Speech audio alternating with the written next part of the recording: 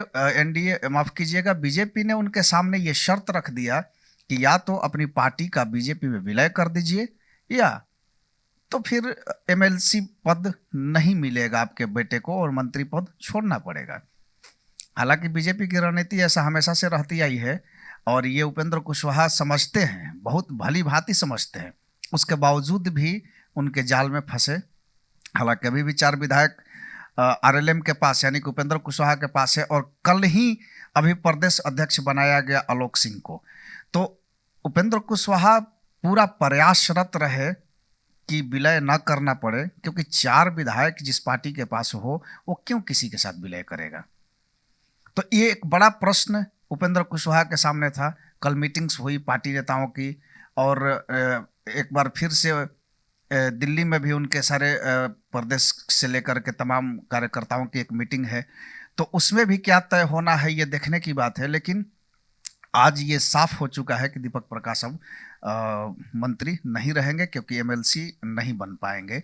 अब तक उनका नामांकन नहीं हो पाया है और नामांकन की समय सीमा अब समाप्त हो गई है।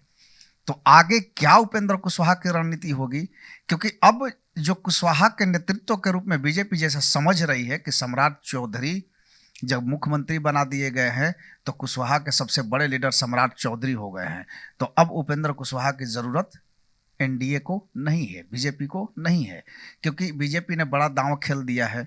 कुशवाहा समाज कि वोट बैंक के लिए उपेंद्र कुशवाहा को ढो रही थी, लेकिन अब चूंकि सम्राट चौधरी कुशवाहा समाज से हैं और उनको मुख्यमंत्री का पद दे दिया गया, तो ऐसे में कुशवाहा समाज का एक बहुत बड़ा हिस्सा जो है वो बीजेपी के साथ जुड़ गया है, सम्राट चौधरी के साथ जुड़ गया है।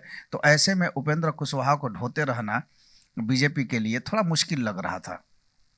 तो बीजेपी ने 2 टूक कह दिया उपेंद्र कुशवाहा को कि या तो अपनी पार्टी का बीजेपी के साथ विलय कर दीजिए, या तो ये उम्मीद छोड़ दीजिए कि हम आपको एमएलसी का आपके पुत्र को मंत्री बनाए रखेंगे और एमएलसी का सीट देंगे।